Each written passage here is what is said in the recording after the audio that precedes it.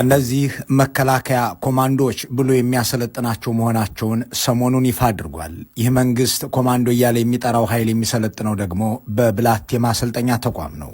ለ44ኛ ጊዜ የኮማንዶ ስልጠና እየተሰጠ ስለመሆኑ ተቋሙ አስታውቋል። በመጀመሪያ ቁጥሩን ልብ እንበለው። ለ44ኛ ጊዜ እያሰለጠንን ነው ሲሉ ከዚህ በፊት 43 ዙር የኢትዮጵያ ወጣት ኮማንዶ ነህ እየተባለ ከብላቴ ወጥቷል ማለት ነው። በመቀጠል በዚህ በምስሉ ላይ የሚታየውን ሰራዊት በጠቅላላ ልብ እንበለው። ይህ የኮማንዶ የተባለ ጦር እያንዳንዱ አንዳንድ ገድሎ ቢሞትም ብለን እናስላ። ስንት እናት ያለ ጧሪ ያለ ቀባሪ እንደምትቀር፣ የስንት ወጣት ሕይወትና ተስፋ እንደሚቀጭ፣ የአገር ህልምም እንደሚቀጭጭ እናሰላስል። አክለንም ለመሆኑ ከዚህ በፊት በ43 ዙር ሰልጥኖ የሄደው ጦር ሰራዊት ኮማንዶ የተደረሰ ምንስ ድል አመጣ ብለንም እንጠይቅ። ብልጽግና ባለፉት 7 የውጊያ ዓመታት አንድም ጦርነት አሸንፎ አያውቅም። መንግስትነትን የሚያህል ግዙፍ ስልጣን ይዞ በጥቂት አቅምና ዝግጅት የሚደመሰሱ ክፍለ ጦሮችን የሚያሰማራ መሆኑን የሚክደው አልሆነም። እናም በኮማንዶ ዙር ብቻ 44ኛው ላይ ደርሷል። ከዚህ ቀደም 43 ጊዜ የሰለጠኑትና የተሰማሩት ኮማንዶች እየተደረሱ ብሎ የሚነሳ ህዝብ ልጆቻችንን የታስገባችኋቸው የሚል ወላጅ እስኪገኝ ድረስ 44ኛው ዙር ላይ ደርሰዋል። እንጀራቸው መዋጋትና ጦርነት ነውና ብልጽግናዎች ገና 45ኛም 55ኛም 65ኛም ዙር ሊያሰለጥኑ ይችላሉ። 44ኛ ዙር ኮማንዶ ሰልጣኞች ሲመረቁም ሲማሩም በጄኔራል ሹማ አብደታ ስር የሚሰማሩና የሚሰሩ ናቸው።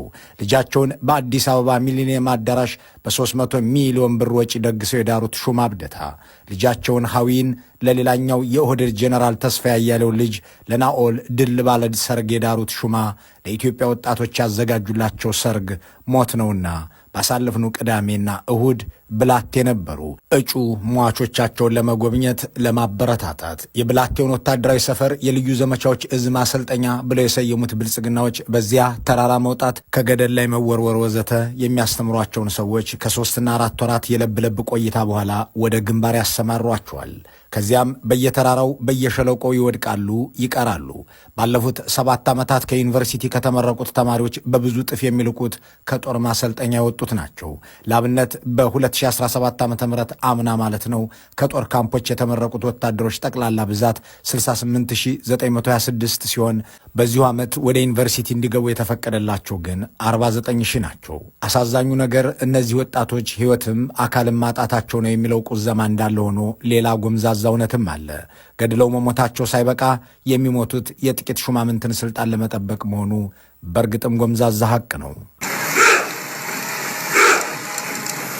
በየደረሱበት ጠላትን አይቀጡ ቅጣት የሚቀጡት የምድር ድሮን የተሰኙ ባለቀይ መለዮቹ ይጠቀሳሉ።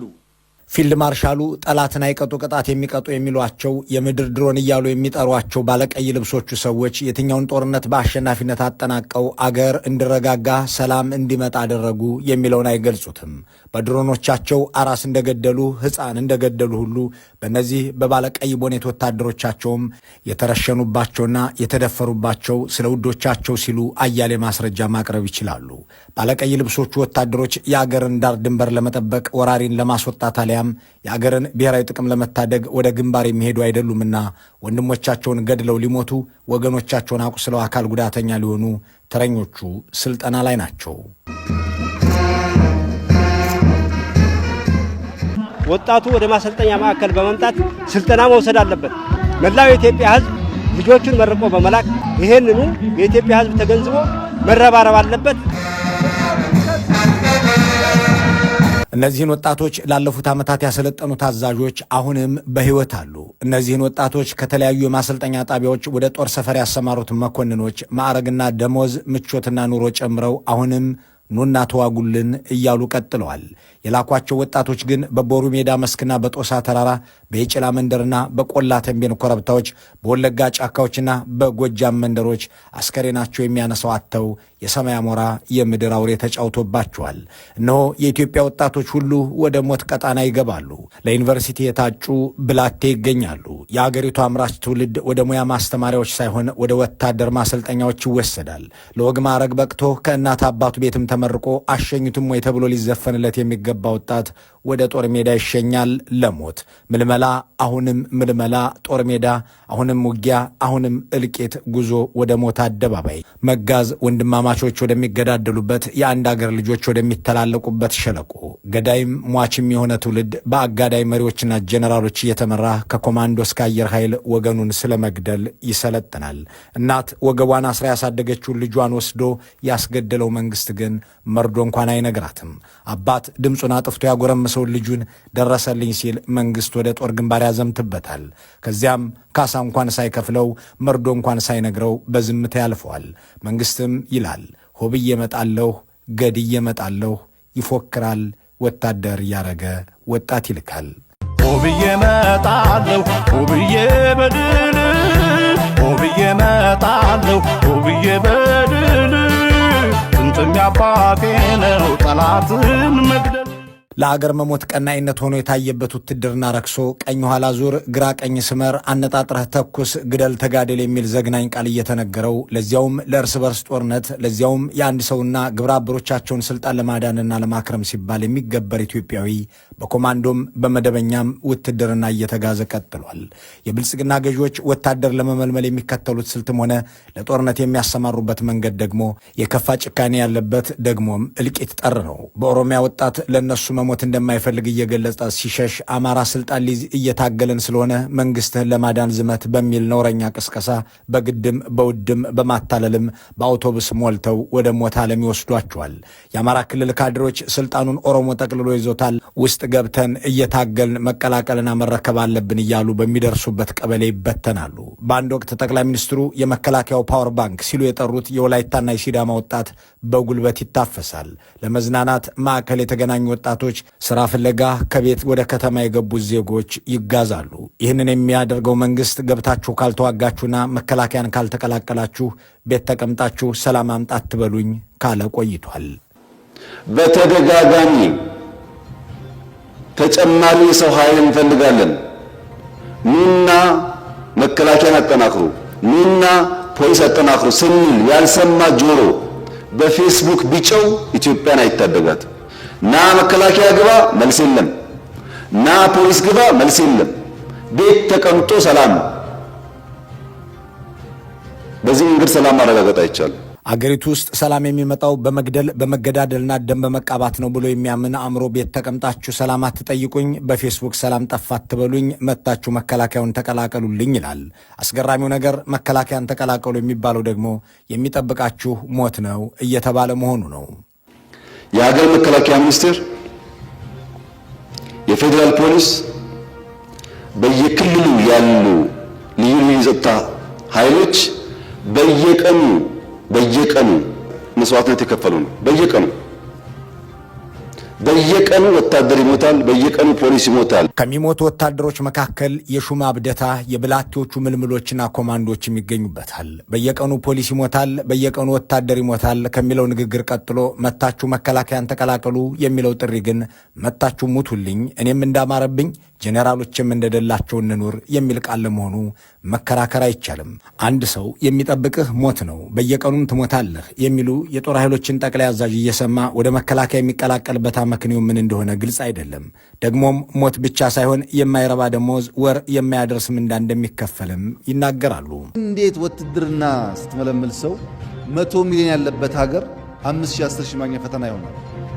የኢትዮጵያ ሕዝብ ሊያስብበት ይገባል። አደገኛ ነው። ወታደር ማለት እኮ 5 ቀን 10 ቀን ምግብና መጠጥ ሲከለክሉት ሞታለው እንጂ ሀገሬን አልክድም የሚል ወኔ ያለው ማለት እኮ ነው። እንዴት ሰው ይጠላል? ይሄ ወታደር ማለት ሳይከፈለው ቤት ተከራይቶ ሚስት ማግባት የሚያስችል ህይወት ሳይኖረው ከአንድ ቀን ሰራተኛ ያነሰ ደሞዝ እየበላ ህይወቱን በነፃ የሚገብር እኮ ነው። የኢትዮጵያ ሕዝብ ሊያስብ ይገባል እየተባለ የሚነገረው ሳይበላ እየገደለ የሚሞት ወታደር አዋጣ ለሚለው ጥያቄ ነው። በየጋራው በየተራራው የሚወድቀው ወጣት በእርግጥም የረባ ደሞዝ የለውም የሚለውን አይክዱትም። የአገዛዙ ጄኔራሎች ግን ለእያንዳንዳቸው የ1500 ካሬ መሬት ቦታና መስሪያ ገንዘብ እየተሰጣቸው ንግድና ኮሚሽንም ስራቸውን እየቀጠሉ ቤተሰቦቻቸውንና ልጆቻቸውን እያቀማጠሉ ይኖራሉ። ከጠቅላይ ሚኒስትሩ ወንድሞችና አጎቶች፣ ከጄኔራሎቹ ልጆች፣ ከርዕሰ መስተዳድሮቹ ዘመዶች፣ ከባለስልጣናቱ ቤተሰቦች ዘምቶ የሚሞት ይቅርና ሄዶ የሚዋጋ ገብቶ የሚሰለጥን ግን ታይቶ አይታወቅም። አንድ ወጣት የሚጠብቅህ ሞት ነው፣ በየቀኑም ትሞታለህ እየተባለ የረባ ደመወዝ ይከፍሉኛልን ብለህ እንዳታስብ ተብሎም እየተነገረው መከላከያን ተቀላቀል የሚባልበት ምክንያት አስገራሚ ነው። ኢትዮጵያ ብልጽግናው ያስፈራቸው ኃይሎች ስለተነሱባት ኑ ተዋጉ የሚል ሰበብ ቀርቦ አንድ ሰሞን ብዙዎችን አሳምኖ ነበር። የዛሬ 100 ምናምን ዓመት አልገዛም ብላ ሌሎች አፍሪካ ሀገሮች ምሳሌ የሆነችው ሀገር አሁን ደግሞ ደህንነት አያስፈልገኝም፣ ብልጽግናን እሻለሁ፣ መለመን አልፈልግም፣ መስጠት እመኛለሁ እያለች ነውና እቺን አገር ካላቆምናት፣ እዚህ ካልቀጭናት በስተቀረ አሁንም ለጥቁር ሕዝቦች አርያ ትሆናለች የሚል ስጋት በሰፊው ይናፈሳል። ግዴሎትም ክቡርነቶ እንኳን በሰፊው ሊናፈስ አንድም ሰው ሲናገረው አልተሰማም። እንኳን የአገሪቱ ኢኮኖሚ እንዲተንኮታኩቶና ለጦርነቱ ውሎ ባለበት ወቅት ይቅርና በፍጥነት እያደገ የአፍሪካም ነብር እየተባለ ይጠራ በነበረበት ዘመን የኢትዮጵያ እድገት ለማንም አስፈርቶ ያውቅም ነበር። ይልቁንም የዓለም ባለሀብቶች ሊገቡበት የሚጓጉለት፣ ሊሳተፉበት የሚመኙት እንጂ አገሪቱን ሊያሳድግ ነው ብሎ የሚዘምቱበት አልነበረም የሚለውን ክርክር ስንትወው እንዲህ ያለ ልቦለድ የሚያቀርቡበት ምክንያት ግን ፖለቲካዊ ችግርን በውይይት መፍታት ውርደት ስለሚመስላቸው መሆኑ ላይ ክርክር አይኖርም። የአገሪቱን ወጣቶች ዓለም ተነስቶባቸዋል እያሉ ወስደው ካልማገዱ በስተቀር እኛ አምባገነን በመሆናችን ጦርነትም ስለምንወድ ለንግግርም የማንመች በመሆናችን ጦርነት ብቸኛ የሥልጣን ማስቀጠያ መሳሪያችን በታሪክም መታወሻችን ነው ብለን በማመናችን 7ኛ ንጉሥ ሆነን ሳለ እስከ 2030 የመንገስ ዕቅድም ስላለን ወዘተ የሚል ምክንያት ያቀርባሉ ተብሎ አይጠበቅም። ዓለም ስለተነሳባችሁ ዝመቱ፣ ኢትዮጵያ በልጽጋ ለጥቁሮች ሕዝብ አርአያ ልትሆን ነው በሚል ዓለም እየተዋጋት ነውና ቶሎ በሉ ይባላል። በመከላከያ በፖሊስ ሰራዊት ውስጥ ተሳትፈን ሀገራችንን መጠበቅና ሕልውናዋን የሚገዳደሩ ኃይሎች የማይችሉ መሆኑን ማሳየት ከ110 ሚሊዮን ኢትዮጵያውያን የሚጠበቅ መሆኑን መከላከያችንን በማጠናከር የፖሊስ ሰራዊት በማጠናከር እጅ ለእጅ በመያያዝ አሁን ይህ የህዝብ መመልመያ መሳሪያና ምክንያት እንደየአካባቢው ተቀይሯል። የኦሮሚያን ወጣቶች መንግስትህን ከአማራ ተከላከል ታደግ ብለው ይመለምሏቸዋል። የአማራን ወጣቶች ይህ መንግስት እኛ ካልገባንበት የኦሮሞ ሆኖ መቀጠሉ ነው ብለው ያግባቡታል።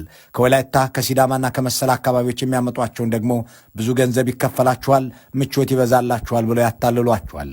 ከዚያም በሹማ ብደታና መሰለ መሰረት በብርሃኑ በቀለና አሰፋ ቸኮል በሰሎሞን ኢታፋና ዘውዱ በላይ ስር ይበትኗቸዋል። እነዚህ ወጣቶች ሲሞቱ ቀባሪ የላቸውም። ሲሞቱ መርዶ ለቤተሰቦቻቸው አይነገርም። ሲቆስሉም እንደማይታከሙ በሚዲያ ላይ የአሳክሙኝ ጥሪ ሲያቀርቡ የተሰሙ የጦር ጉዳተኞች ምስክር ናቸው። አሁን ጀምሬ ቁስለኛ ነኝ፣ እስካሁንም ያው አልተበረደም ማለት ነው። ስለዚህ ለእኛ አያስፈልግም። እኔን ያው እንግዲህ የኔ ሰውነት አካልን ያየ ሰው አንጀቴ እዚህ ጋር ውጭ ነው ያለው። ስለዚህ ዛሬ ሰው አይቶ ሌሊቱን ይደነግጣል ማለት ነው፣ አንጀት ያየ ሰው ማለት ነው። ስለዚህ በአሁኑ ሰዓት በእኛ ቢበቃ ነው። በሰሜኑ ጦርነት በቂ ነው፣ በቂ ሰው ወድሟል። አሁን እኛ የምንፈልገው ሰርተን መለወጥ ነው። ጭፍራዎቹ ቁስላቸውን የሚታከሙበት ቸግሯቸው ልመና በሚወጡበት እንዲህ ባለችው ኢትዮጵያ ጄኔራሎች ግን ልጆቻቸውን ብቻ ሳይሆን ሚስቶቻቸውንም ብቻ ሳይሆን ወላጆቻቸውን በሕይወት ካሉ ውጭ አገር እየላኩ የማሳከም መብት አላቸው። እንዲህ ያለው መተላለቅ በቀጠለበት ሁኔታ አሁንም ምልመላ፣ አሁንም ጦርነት እየተባለ ነው። የሚሞት ወጣት ጦላይና ብር ሸለቆ፣ ብላቴና ሁርሶ ለሞት የታጨ ወጣት ለጥቂት ወራት እየቆየ ወደየ አደባባዩ ወደየሞት ወረዳ ይላካል። በእውነቱ ይህንን በሚሊዮን ለሚቆጠሩ እናቶች መርዶ መንገርን የማይፈልግ የልጆቻቸውን ሞት ሰምተው ሐዘን የተቀመጡትንም ልጃችሁ የሞተው ለኢትዮጵያ ሲል ነው ለምን ታለቅሳላችሁ እያለ ሲያወግዝ ለሰነበተ መንግስት የሚቀርብ ጥያቄ አይደለም። ሁሉንም ነገር በጦር ሜዳ ፈተዋለሁ ብሎ እንዲህ ያለውን ዘመቻ ከማካሄድ ለፖለቲካዊ ውይይቶች ሁሉ መዘጋጀት አይሻልም ወይ? ከዚህ በየቀኑ ደም እያቃባ በቀጠለና ለትውልድም የሚተርፍ መዘዝ ባነገበ መተላለቅ ላይ የሀገሪቱን ወጣትና ሀብት ከመማገድ ይልቅ ቁርሾ ለትውልድም ከማስተላለፍ ይልቅ ለፖለቲካዊ መፍትሄ መቀመጥ አይሻልምን የሚለውን ይገፉ ዘንድ የሰው ነፍስ ለሚያሳስባቸው፣ የሀገር ውድቀት ለሚያሳዝናቸው ሁሉ የሚቀርብ አንገብጋቢ ጥያቄ ነው። መልካሙን ሁሉ በመመኘት በዚሁ እንሰናበታለን።